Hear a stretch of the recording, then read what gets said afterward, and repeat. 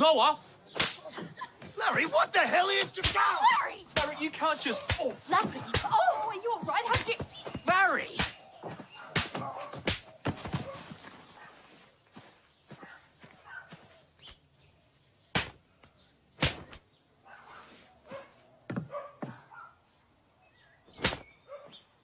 Righto, what's going on here? Oh, sir, I'm arrested. Oh! Oh! Oh! Oh!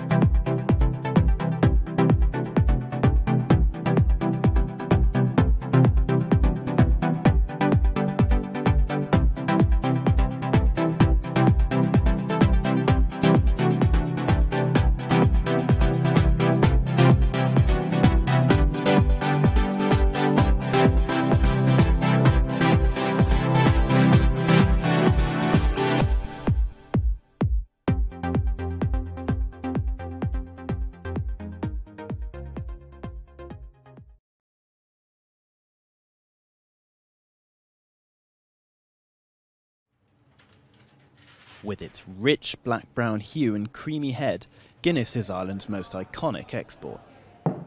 But post-Brexit border checks are threatening to disrupt the supply chain that goes into every drop. Since 1778, Guinness has been made at the St James Brewery in central Dublin. Every weekday, tankers brimming with stout leave bound for Belfast in Northern Ireland, where it's packaged for international consumption. It's one move in an all-Ireland supply chain which makes the Irish alcohol industry possible. So on average, our industry undertakes 23,000 truck movements each year. So any delay at all to that, even an hour's delay, would work out about €100 per truck cost back onto the industry. Guinness is owned by global drinks giant Diageo. With 2017 net sales of $15 billion, they say they are big enough to weather the costs of any post-Brexit border controls. But one industry insider said the company is making preparations to move its Belfast plant south in the case of a difficult Brexit. A no-deal outcome could see roads like this, the motorway between Dublin and Belfast, slowed with checks, and any trickle-down cost is likely to be met by the customer, an unwelcome thought at this pub in Northern Ireland. Guinness flows freely here, like the traffic half a kilometre away. Any change to either would be bad for business. It's hard enough to get customers in here at the moment. If it went up in the budget and I put a pint up 10 pence, I'd have to be listening for about 3 or 4 weeks till they settle themselves. For it to go up any more, for customers to come back into me, no, I wouldn't be happy. But for now, customers are bent on enjoying a reasonably priced pint.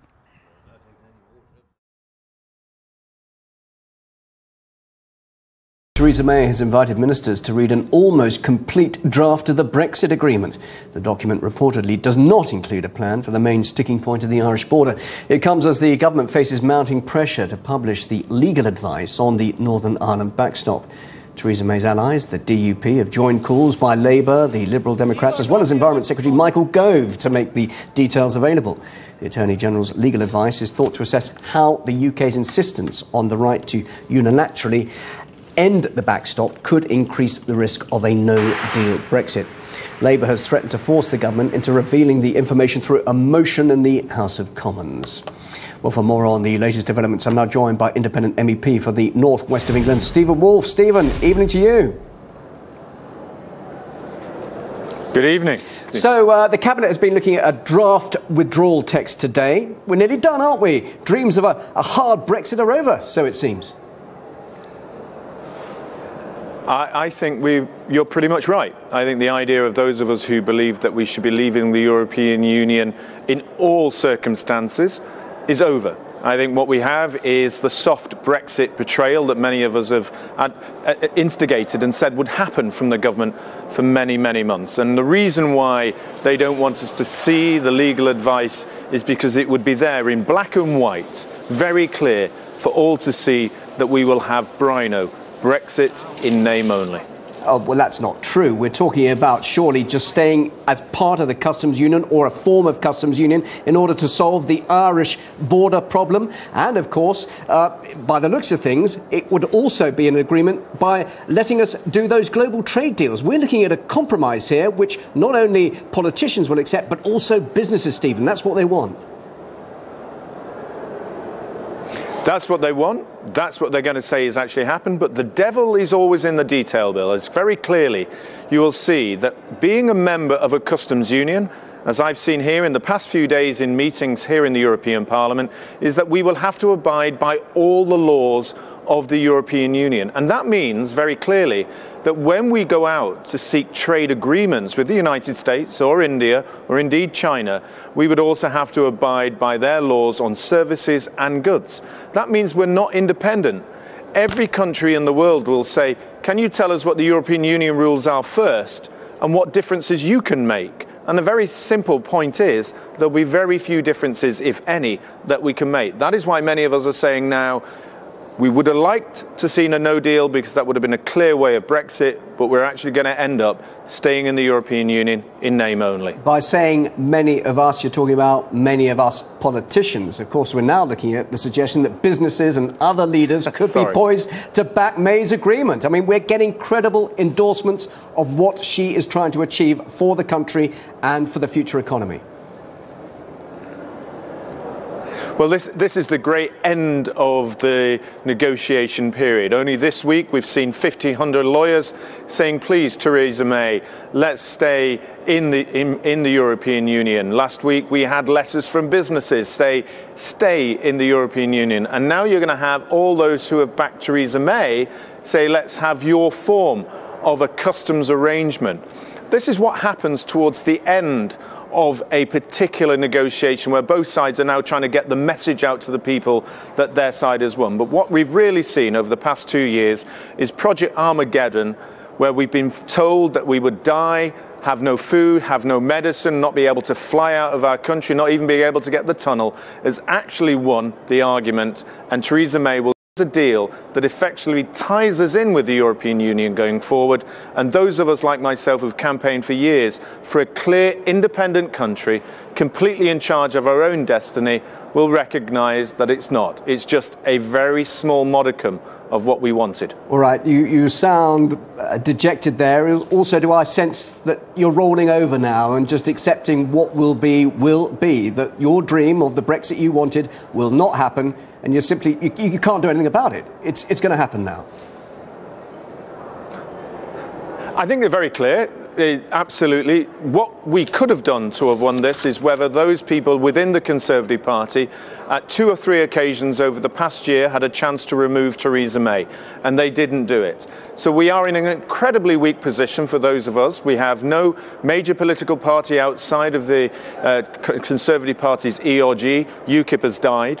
The kind of organisations have attacked those who funded the European Brexit movement, those like Aaron Banks and other big funders. We've been attacked as individuals, and we've left with this kind of rump of the ERG who've tried to work as hard as they could, and many of them done a brilliant job. But the reality is the powers in control of our country, those who are running our elites, those who are in charge of the major businesses and the message, have managed to get what they want, and we've failed to be able to defeat them even though we won the referendum in 2016.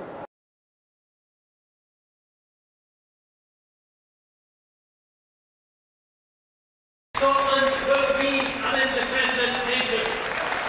SNP MPs will not hesitate in causing maximum disruption to the Tory government's agenda when and where Scotland needs us to.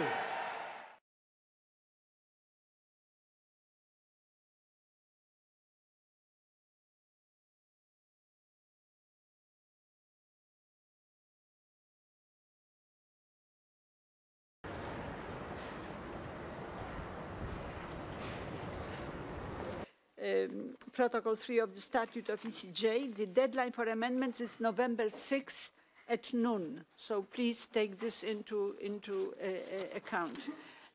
And the final version was circulated on the 16th of October. We can say today that 90% of the agreement that is necessary for the withdrawal has been agreed. The question that we want to be 100% sure that the scheme for EU citizens in the UK will indeed be user-friendly, with the necessary assistance to those citizens who are vulnerable citizens and who could face practical problems by asking for this status.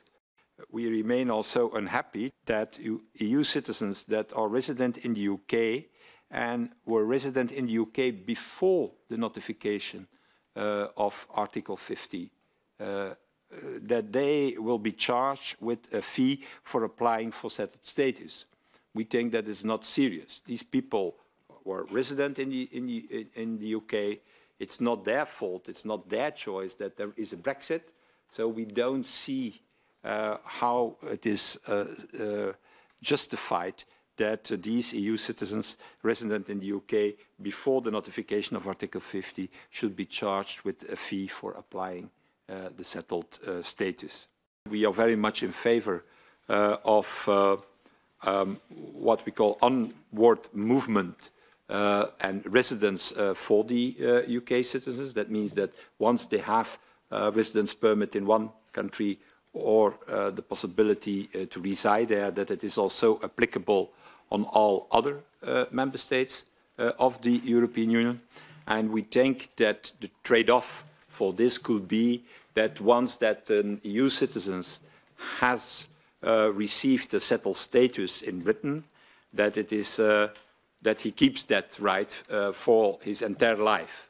So when he goes for example, a number of years, more than 5 years, even out of the UK, when he returns to the UK, that this settled status is still applicable. We have received confirmation by the UK government that the European Commission will be able to perform the role of the EMA during the transition period, something that was foreseen also and is foreseen in the draft of the withdrawal agreement. In terms of the rights of UK citizens in other EU countries, as soon as the UK becomes a third country, does that not become a matter of national competence rather than EU competence? The residential rights of citizens in the European Union, if they're not from another EU member state, is a national matter. My feeling was, in the last meeting I got in Downing Street 10 with Mrs. May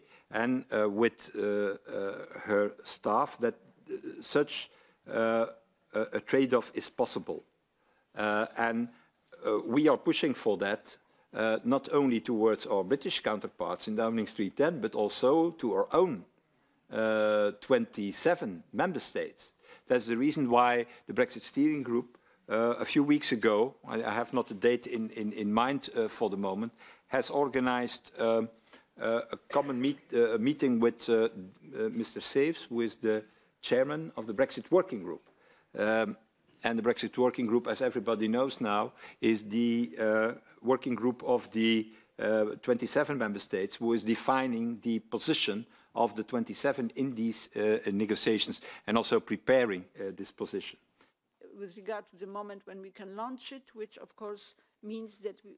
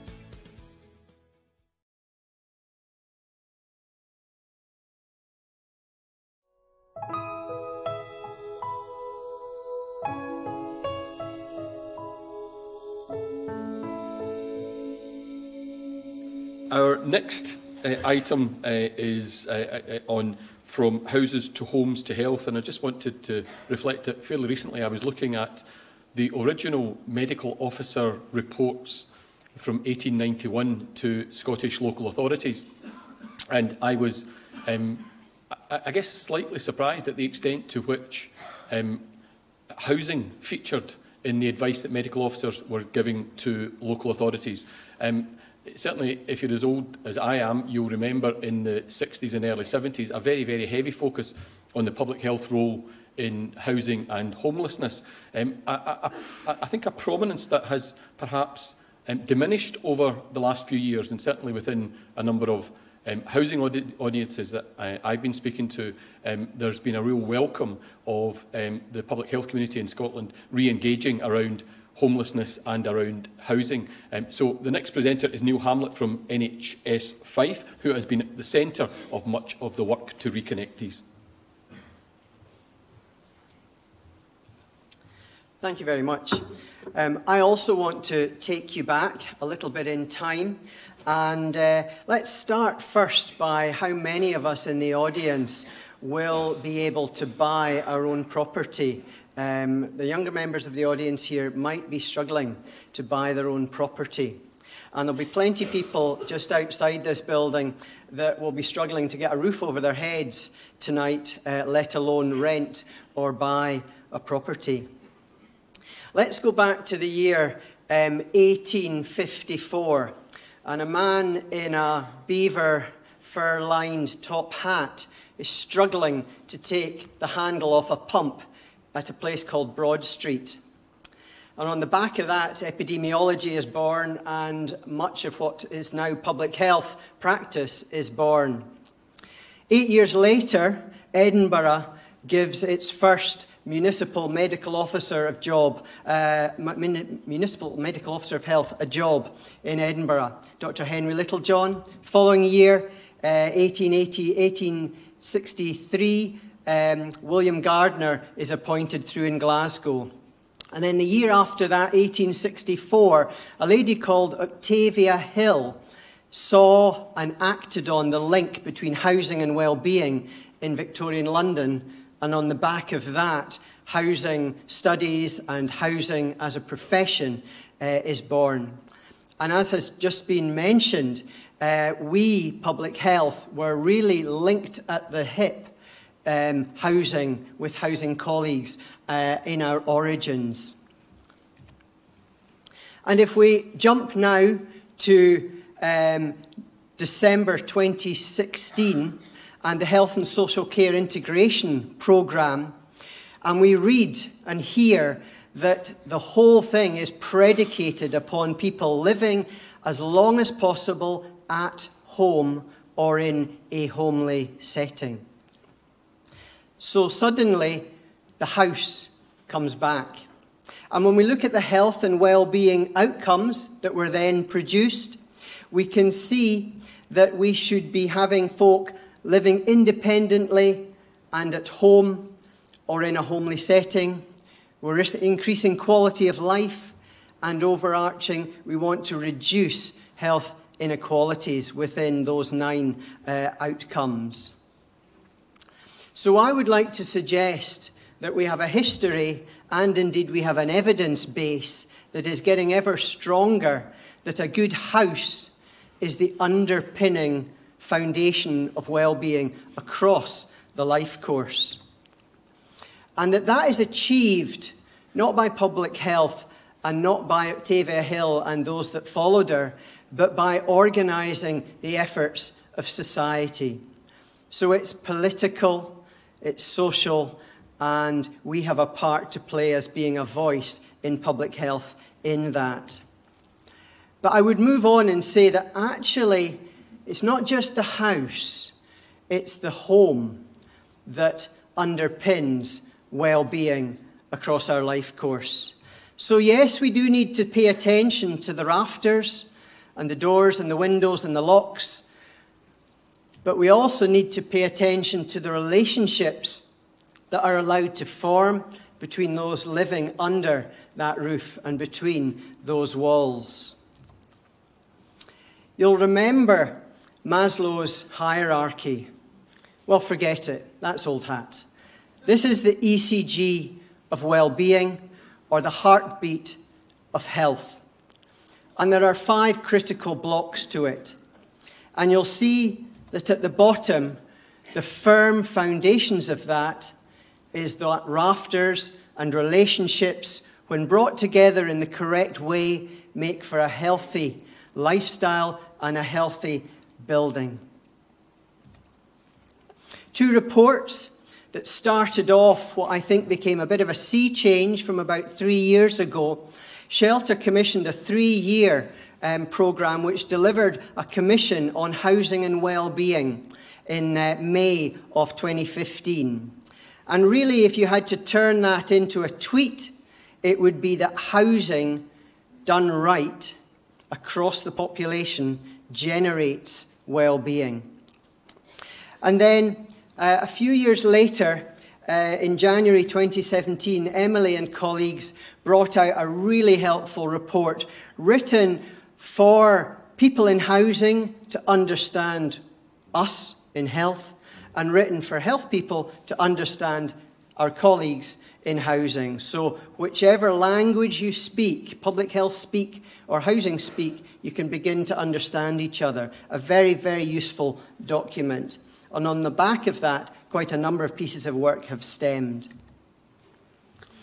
And this also, I think, is a bit of a sea change as a publication. It came out in June of this year. I was trying to get to St Kilda the day it was released. Otherwise, I would have been on my phone making tweets and sending out a lot of emails, but I was kind of out of range at the time.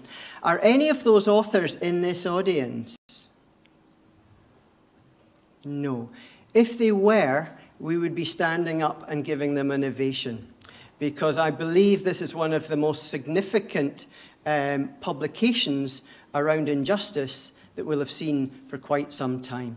So let's look inside it. And at this point, I just want to take a quick aside for another piece of work that happened a few years earlier than that, that involved myself and the head of housing having a coffee and deciding that wouldn't it be good if we could find a way to link HL1 data, that's homelessness application data by local authorities, with some of the NHS data that we've got. And lo and behold, we got it to happen with a clever guy called Brian Archibald, who works for ISD at the time, still does, I think. And we brought together a set of slides, which you see a couple of from down there, and I went on a bit of a tour and got a lot of free lunches speaking about that work. And one of the places I went to where I didn't get a free lunch was Scottish Government, when I was presenting to the housing officers that produce those HL1 reports. And they said, we really like what you've done in Fife. Could it be done for Scotland? And they literally had a vote. There was a hands up, and the majority won through. And so Andrew Waugh, who was then in charge of that group, went away, got the money from Scottish Government's chief statistician, and 3 years later, he's emerged with what is a fantastic piece of work. So the message is, don't belittle yourself for what you do at your own health board. It won't be as perfect as what we're about to see, but it's caused change. So be encouraged. So here's the report called the Health and Homelessness in Scotland Report, covering 15 years of data, 1.3 million of the Scottish population, a very complex data linkage exercise with a cohort and case control study approach. The 3 cohorts, of which the one we are interested in is the EHC, the Ever Homeless cohort, amounting to, as you can see, 435, almost 436,000 people. They were individually matched with somebody very, very like them who was living in one of the most deprived cohorts in Scotland, or one of the least deprived quintiles in Scotland, as by SIMD. The data sets that were interrogated, you can see below there. And when we look at this, we see here the proportion of interactions with each of those data sets, which are running into their millions. And you can see here that the ever homeless cohort, remember, it's a third of this 1.3 population. So it should only amount for 1/3, i.e. up to that red line there. So everything above that red line is saying that people in the ever homeless cohort are considerably overrepresented in those data sets. Moving on, and we look here at the different cohorts. So this is the one, the ever homeless, boys and girls, and we're looking at the percentages of them in each of these service areas. So if we pretend for, we'll look at the girls and pretend I'm a girl. In fact, we'll take my wife. So I'm living in a nice part of town in Stirling. And so I'm sitting in here, okay? And Wendy, my wife, has got a 32% chance over that time period of appearing at A&E.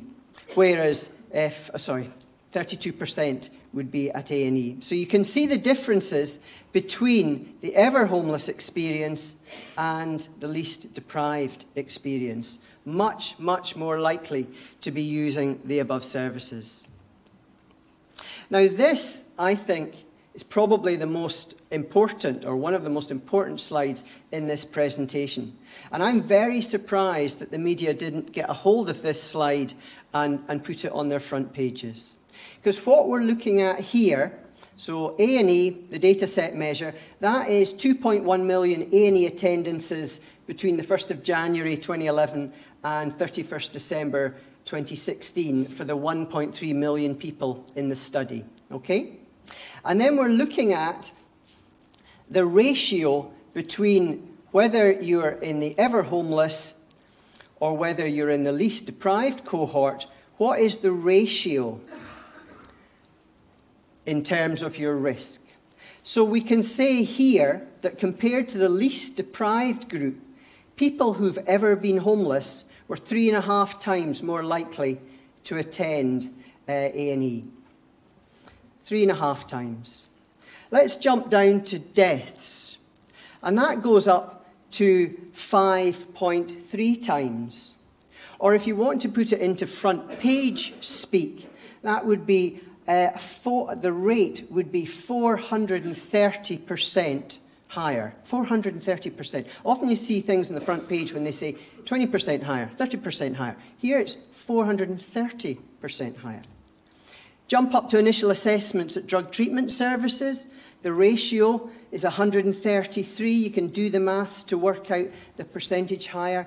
And I've done it for you here. If you are prescribed opioids, then, or you can see that if you're homeless, then you are 16,800% is the difference, higher rate, than if you were in the least deprived cohort of the same age and gender. That's absolutely stunning. And it demonstrates this cliff edge of inequality that we very rarely actually get to see because we only examine to the edge of the cliff where people enter our data sets. So now let's look at another angle of the report that's come out, and you can see here 0, that is the point at which the person turns up at the housing office and says, I'm homeless, please give me a homelessness assessment, whereupon the council has a duty in Scots law to provide them with temporary and then settled accommodation. And here you can see there's 14 different sets of service usage, okay? And you can see what's happening both before, in the lead-up, at the time when they take the step to say to themselves, I really am homeless, I need help, and what happens consequentially. Now, I'm not going to go into all the details of all these little squiggly lines. You need to go and read the report. I want you to just get a sense of the actual size of this inequity and this use of healthcare or access of healthcare by those who are finding themselves challenged in terms of their housing. Now let's look at the girls, okay? So there's the same slide for the girls, And let's pop back and forward. Boys, girls, boys, girls. Do you spot the difference? The girls are being punished in terms of their experience for longer, in terms of their need or their accessing of care. You can see that the AA drugs, that's an acute admission with drug misuse. You can see it's carrying on off the side of the graph there, 5 months after their application. They are seriously struggling in that temporary accommodation that they've been given. Now let's move on, and in fact, in order to move on, I'll move back. So you can see here, we've been looking at these ones up here. You can see this group down here, look almost like a flat line, don't they? Well, let's change this scale here and go to the boys, and you can see that even down in these ones that look like they were crushed together, there is gross inequality. And you can see, again, boys, girls, boys, girls. You can see what's going on here, acute admissions and mental health and alcohol. So what we're seeing here is the power of linking data. And I hope you're as impressed as I am by what we're getting out from this linked data set. And we can start looking at root causes and consequences and interventions. But how can we ensure that the hidden populations get represented in our data linkage projects? When are we going to be able to actually get alongside those who go to the winter shelters in a few months' time in our cities and start to ask them about their health experience? Because they may not even be appearing in this data. These are the people that did come to ask for help, and there's plenty out there that don't. So how do we go about addressing all of this? Well, the key lies in advocacy in many ways, and we do have the Fairer Scotland duty out there. If you're not aware of it, if you've not read it, then read it and start applying it and start asking questions on the basis of the requirements of that duty. How does housing affect health directly, Grenfell, and in terms of strategies and policies and where we're going in terms of building for the next 40, 50 years? We have to think far ahead. And so Health Scotland have just literally brought out a briefing paper. Make sure you look at it, make sure you get informed by it and act on it. Indirectly, we've looked at the cost a little bit of living. In earlier presentations, housing does affect health directly in terms of policy and economics. Health, universally. We're all born housing ready. And that's one of the reasons why Housing First as a policy is really very important for us to take up in Scotland. And you will see it being talked about more and more. It is a universal thing. From the cradle to the grave, we need a home and a house. Inequalities. Hopefully you've got the message already that there is gross inequalities in terms of our levels of housing quality and security. So read the Health Scotland document around that. 2 quick pages just listing item after item about why it's good to have a good home and what it can lead to, not just for the individuals, but also for savings to the public system and the public service. So let's apply a public health lens and make sure that we are intelligent in our provision of health care by using data that underpins it. I would like to suggest, in finishing, that homelessness is a core and sensitive indicator of social injustice across Scotland, and it should be within the public health priorities in Scotland.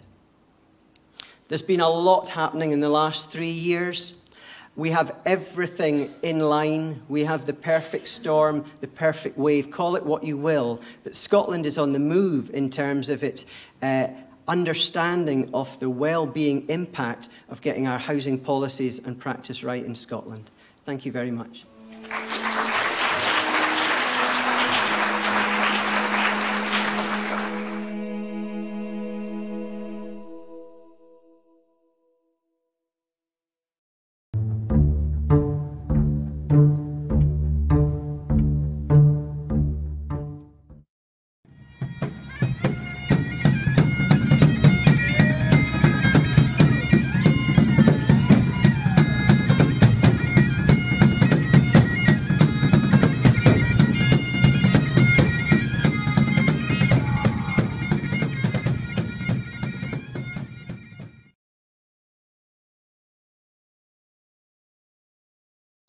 During the referendum, big promises were made to the people of Scotland. The promise was made of more powers for Scotland, and that the Barnett formula, the system used to allocate money to Scotland, should be maintained. The day after, David Cameron emerged from Downing Street talking of more powers for Scotland and England's MPs. The UK government set up the Smith Commission to decide which powers Scotland should get. The Scottish government made the case for substantial new powers, while the No campaign parties cut back on the promises they made before the referendum. But limited new powers were proposed, powers we want to use for the good of Scotland.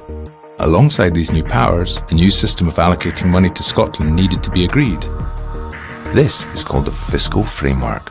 The Smith Agreement, signed by all political parties, outlined a core set of principles for the fiscal framework. The most important of these is the principle of no detriment. This principle means that Scotland should not suffer financially just because we gain new powers.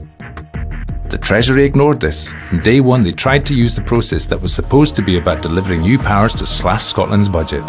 And not just on a one-off basis, but forever, year after year. At the start of negotiations, they proposed a £7 billion cut. Then it was £3 billion. Then it was £2.5 billion. They were trying to use the referendum to say to Scotland, heads we win, tails you lose. Throughout the many months of negotiations, the SNP were clear. We would not sign up to a deal that shortchanges Scotland. We demanded a fair deal and the powers that were promised to Scotland. Finally, they agreed. The SNP secured a deal that ensures Scotland will not be a penny worse off and the new powers will be delivered. It is the SNP's job to stand up for Scotland, and by neutralising a Treasury cash grab on Scotland's budget, that's exactly what we've done.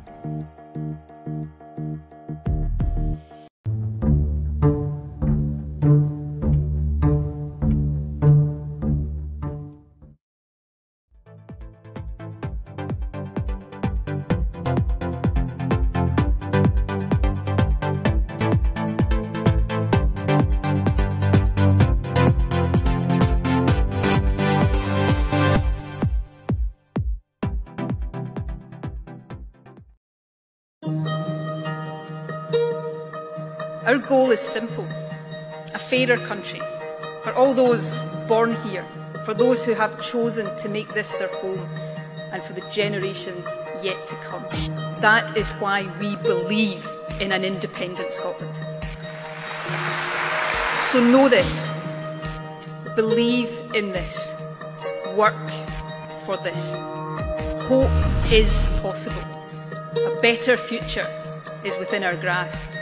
And together we are going to make it happen.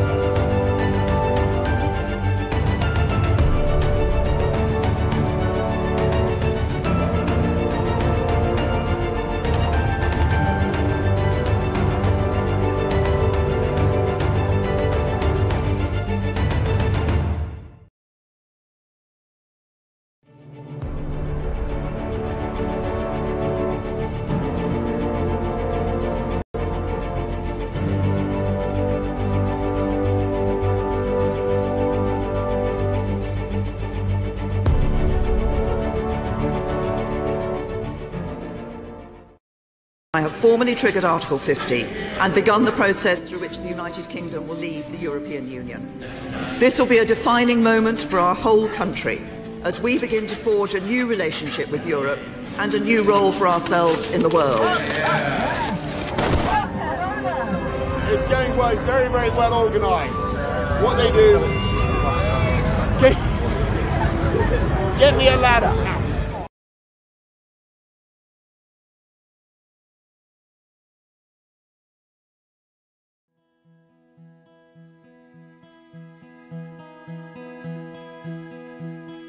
Well, I grew up in a Scotland where the decisions about our future are taken by the people who care most about Scotland, the people who live here.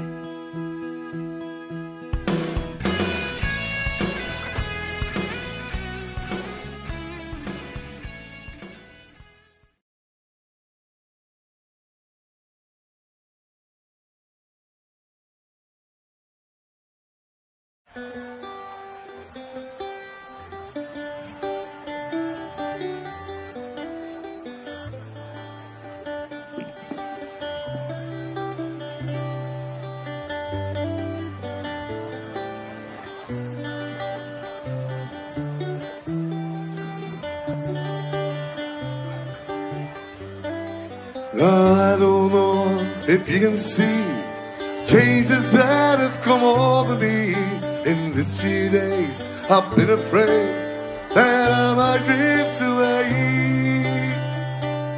So I'm telling stories, singing songs, which made me think about where I come from. That's the reason what I've seen so far away today. Let me tell you that I love you, and I think about you all the time. Caledonia, you're calling me, I'm going home. If I should become a stranger, you know, it will make me more than sad. Caledonia, you've been everything I ever had.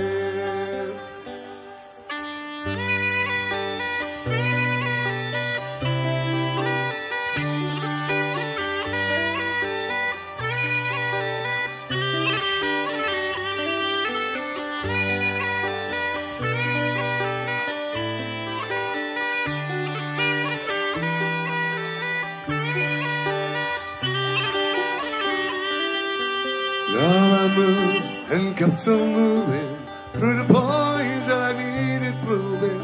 Lost of friends I needed losing, I knew I was on the way.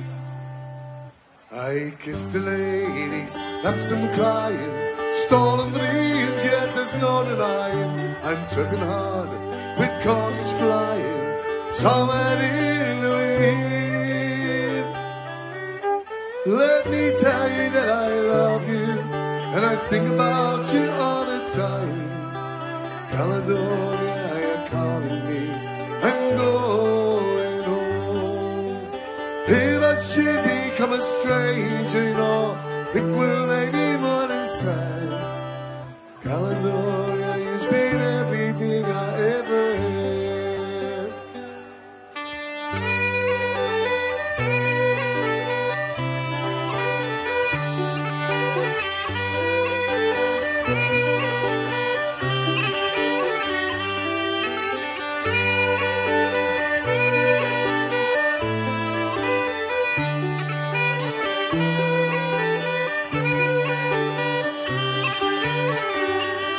I was sitting here before the fire, the empty room, the forest quiet, the flames that could be cannot higher, they ridden out, they're gone. But I'm steady thinking, my way is clear, and I will know what I do tomorrow. When the hands are shaking and kisses flow, then I will disappear. So let me tell you that I love you, and I think about you all the time. Caledonia, you're calling me, now I'm going home. If I should become a stranger, you know, it will make me more than sad. Caledonia, you've been everything I ever had.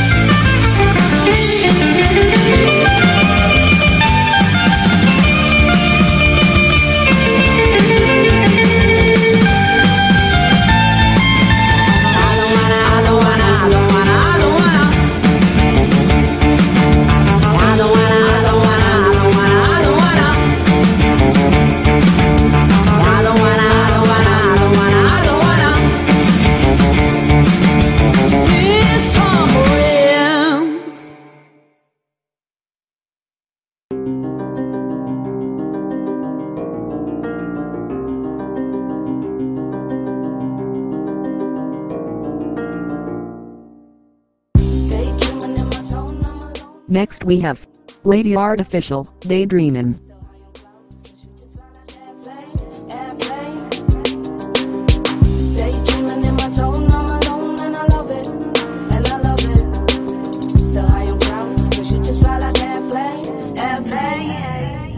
Hold the pieces together, maybe some art broken letters, maybe some art on the wall. Bodies with ink will be better. Picture perfect convictions, I'm smoking clouds, are you with me? But I'll be damned if you can, cause our body is sickening. Take a picture so clear, just you and me in this air. Take a moment and pose and staring at you in the close-up. It's just the fact how you live and it's so addicted. I'm tripping, leaving my heart so weak. It's just a weakness in me. Daydreaming in my zone, I'm alone and I love it. And I love it. Still high on clouds, cause you just fly like airplanes. Daydreaming in my zone, I'm alone and I love it. And I love it. Still high on clouds, cause you just fly like airplanes. You know that I be LA, dreaming cause I daydream, baby, be flawless. Even on the low key, she wears my love like a new car fashion. You know that I run it, fucking with a passion. Bad as autumn, all aiming at your breed. Why you wanna be a wifey when you could be a queen? Fucks with me, as a matter of fact. Tell her mind over matter if you're walking with the best. Daydreaming in my zone, I'm alone and I love it. And I love it. Still high on clouds, cause you just fly like airplanes. Airplanes. Daydreaming in my zone, I'm alone and I love it. And I love it. Still high on clouds, cause you just fly like airplanes. Airplanes. You're just perfect in person, one in a million. You got my eyes closed, looking to the ceiling, and I'm feeling this right kinda high. Maybe we could chill, it's all good, it's alright. If loving you was wrong, I sure damn know it's real. You wanted it all, but they kept telling you we unreal. But I painted this picture forever. Perfect and ink is the only way I got to ya. Daydreaming in my zone, I'm alone and I love it. And I love it. Still high on clouds, cause you just fly like airplanes. Airplanes. Daydreaming in my zone, I'm alone and I love it. And I love it. Still high on clouds, cause you just fly like airplanes. Airplanes. Daydreaming in my zone, I'm alone and I love it. And I love it. Still high on clouds, cause you just fly like airplanes. Airplanes. Daydreaming in my zone, I'm alone and I love it. And I love it. Still high on clouds, cause you just fly like airplanes. Airplanes.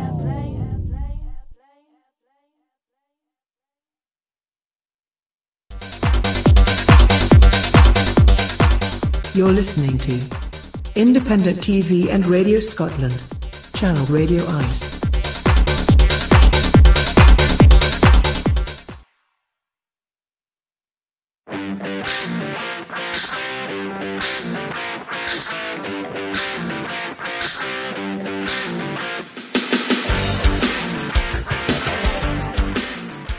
Playing now, The Lemming Shepherds, Forever.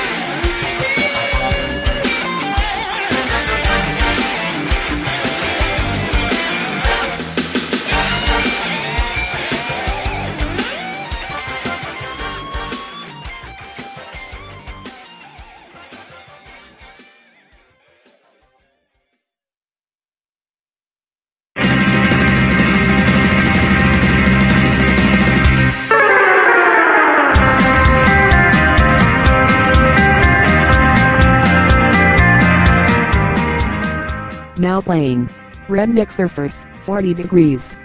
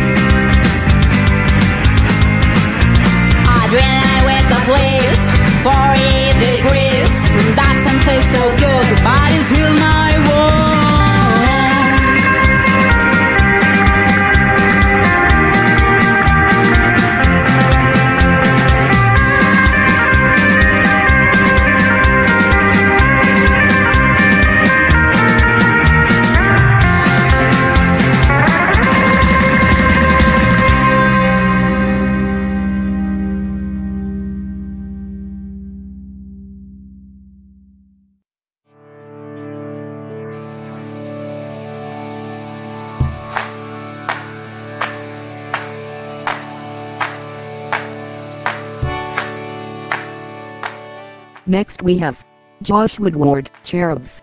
Running in the sand, living on the land.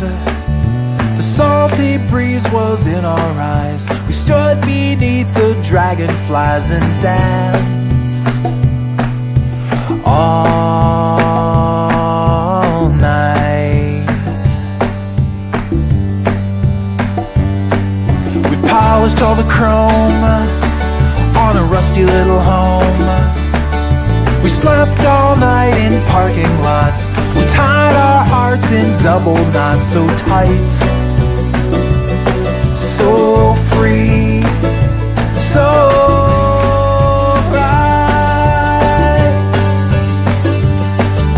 Remember when we were just cherubs in our tender skins, waiting patiently for life to begin.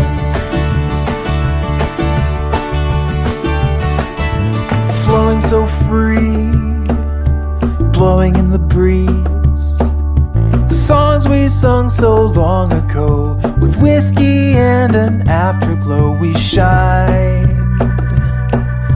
like new.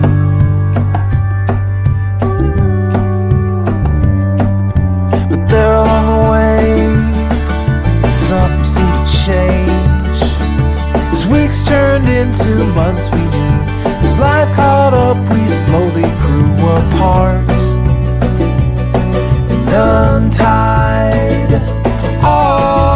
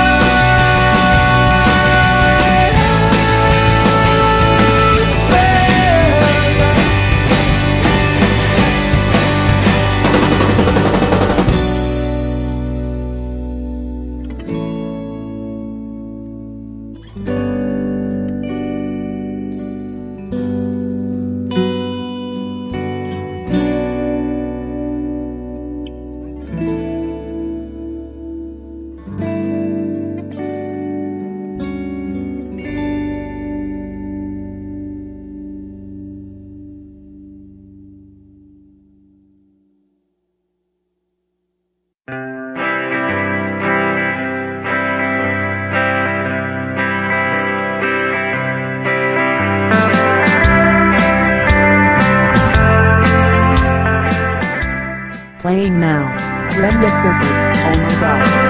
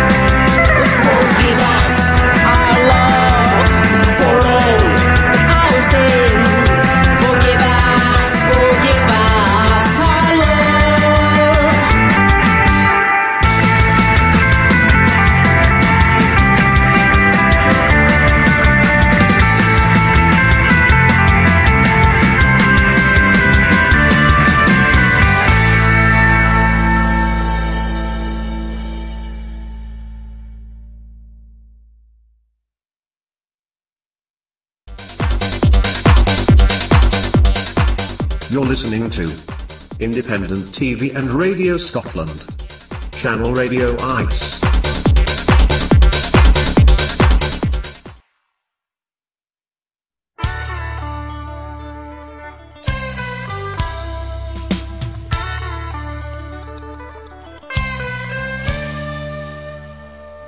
Now here I am sitting in. Next we have J.B. Skelton, I Need You Now. I know it's been a long time since we've been together now, and the memories and love we shared is seldom ever found. When we were just kids, we were always having fun, playing on the riverbank, staring through the vines at the sun. We thought that we would stay here and live forevermore, never dreaming that the day would come when you walk out the door. Come back to me someday. The vines, they blow my message to your ears. The rivers flow my tears to your lips. But I need you now. I really need you now. Yes, I need you now. Girl, I really need you now.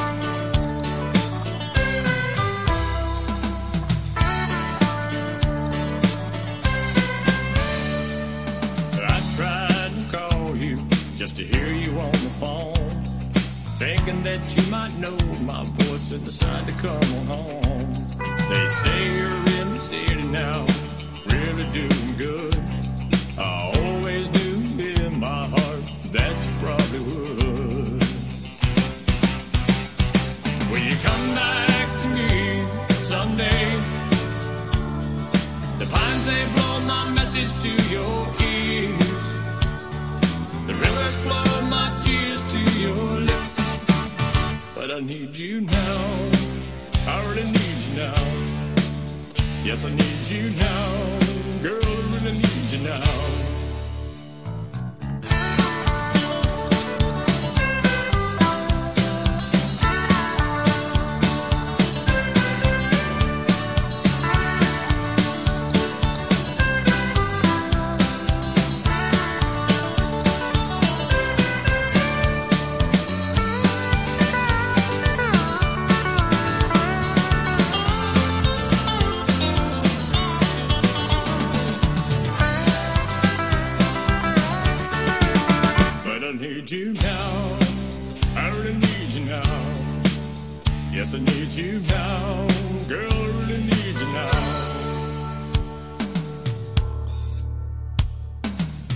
waited for you now, so many years to see.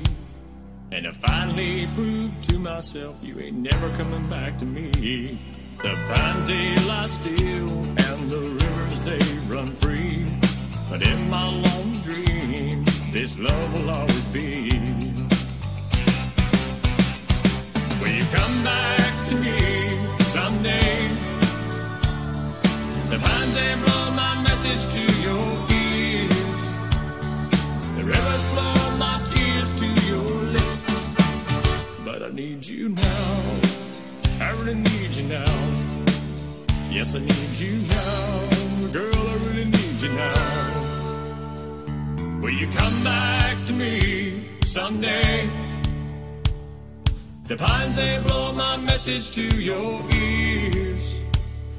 The rivers flow my tears to your lips. But I need you now. I really need you now. Yes, I need you now. Girl, I really need you now.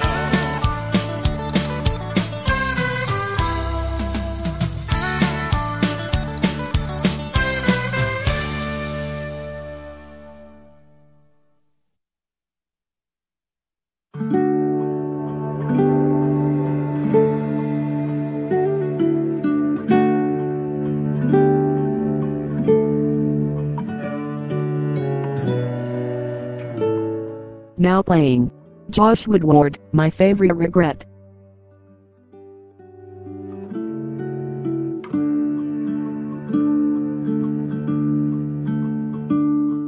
The day that we met, I'll never forget. I knew from the moment she spoke that she was destined to be my favorite regret.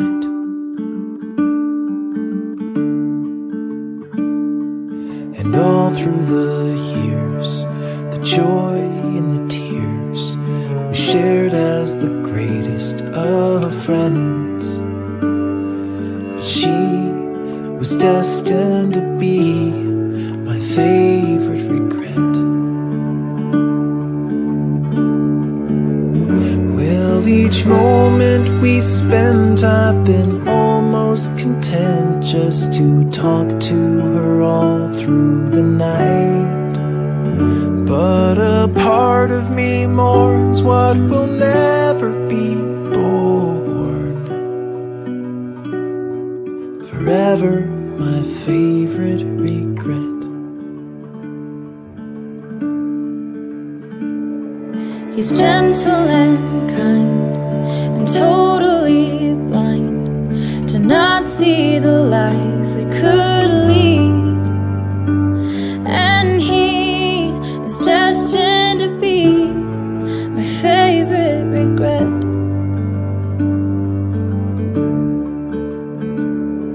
In bad times and good, I've steadfastly stood. My passion just waits to be freed. But he is destined to be my favorite regret. Well, I've got more to give, but I'm happy to live in the shadow of what could have been. But a part of me yearns like an ember, it burns. Forever my favorite regret.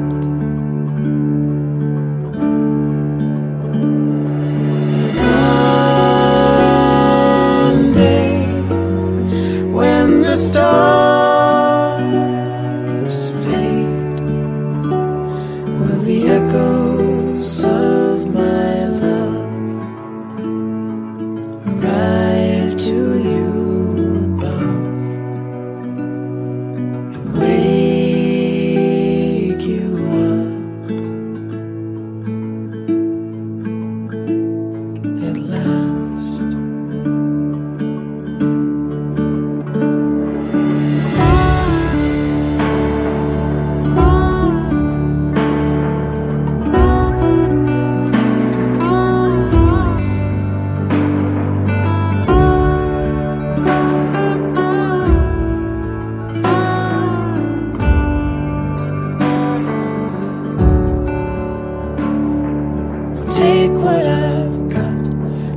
rest in a box, addressed to the stars in the sky. And soon, up there with the moon, my favorite regret.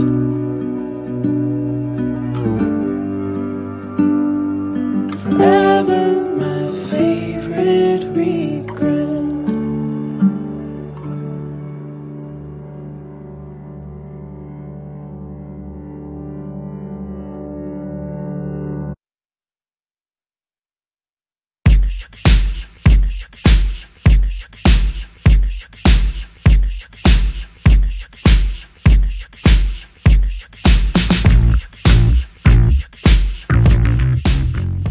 Track playing now.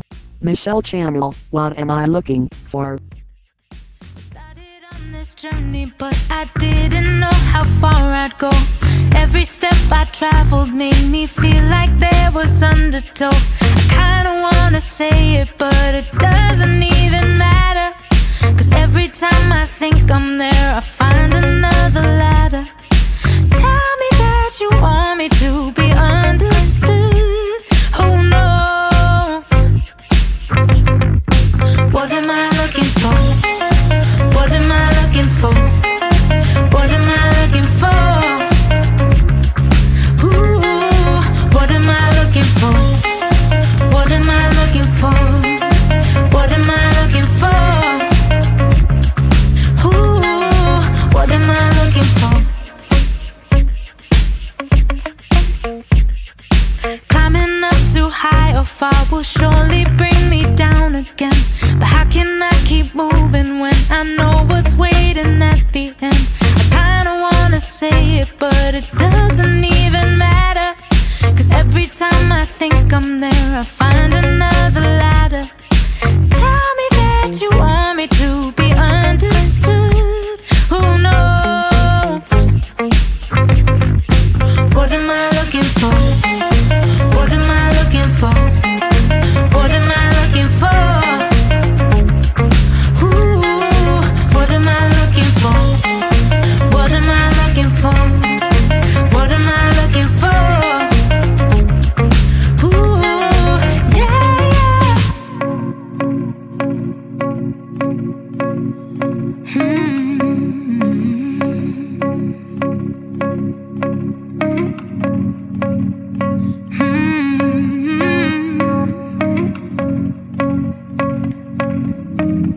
What am I looking for? Oh, what am I looking for? Oh, what am I looking for? Ooh, what am I looking for? What am I looking for? What am I looking for? Ooh, what am I looking for? What am I looking for? What am I looking for? Oh, what am I looking for? What am I looking for? Oh, what am I looking for? Oh, what am I looking for? What am I looking for? What am I looking for? Ooh, what am I looking for?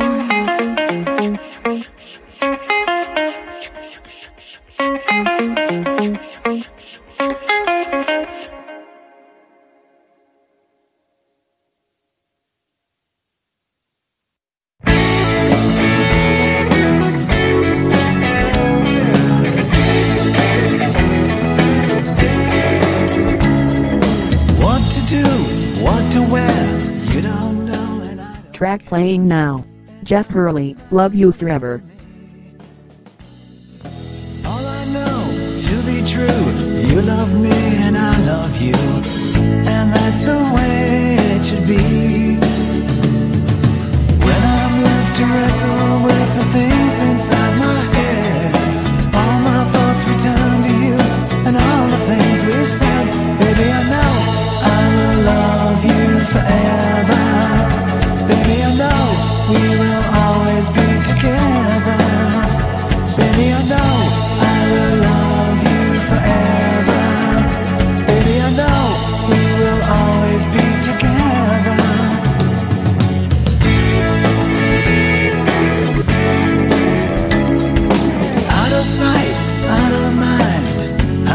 you be so kind?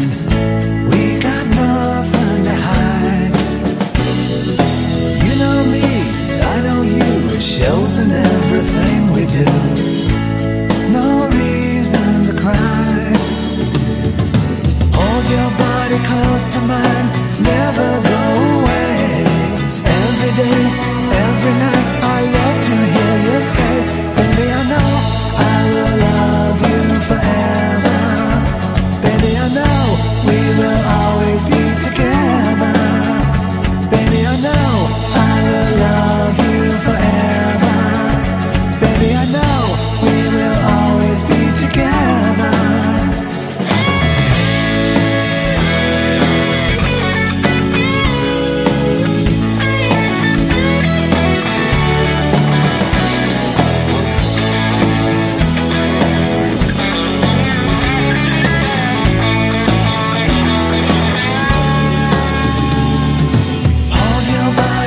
To mine, never go away. Every day, every night, I love to hear you say, baby, I know I will love you forever. Baby, I know we will always be together. Baby, I know I will love you forever. Baby, I know we will always be together. Forever, we will always be together. I will love you forever. We will always be together. I will love you forever. We will always be together.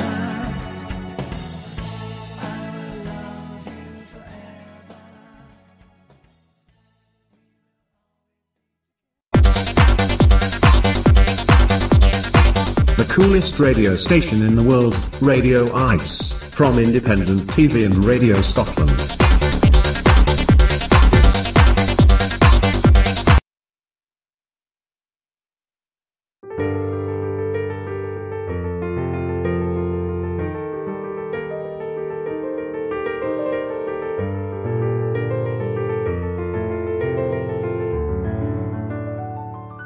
Now playing.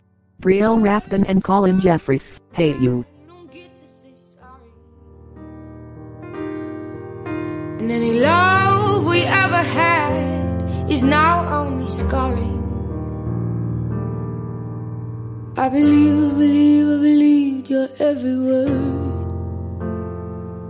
You were throwing rocks at me. Love was all I ever heard. I believed your every word.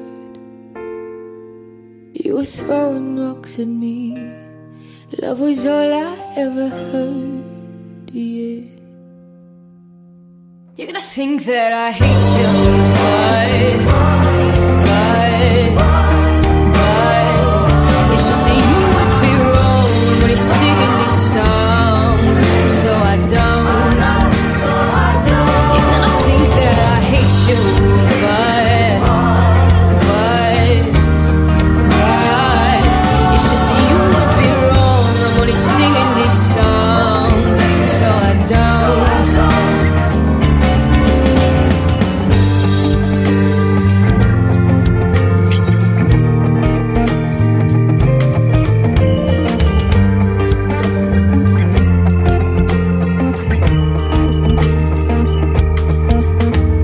I believed your every word. You were throwing rocks at me. Love was all I ever heard. I believed your every word. You were throwing rocks at me. Love was all I ever heard, yeah. You're gonna think that I hate you, but it's just that you would be wrong when you're singing this song, so I don't. You're gonna think that I hate you, but it's just that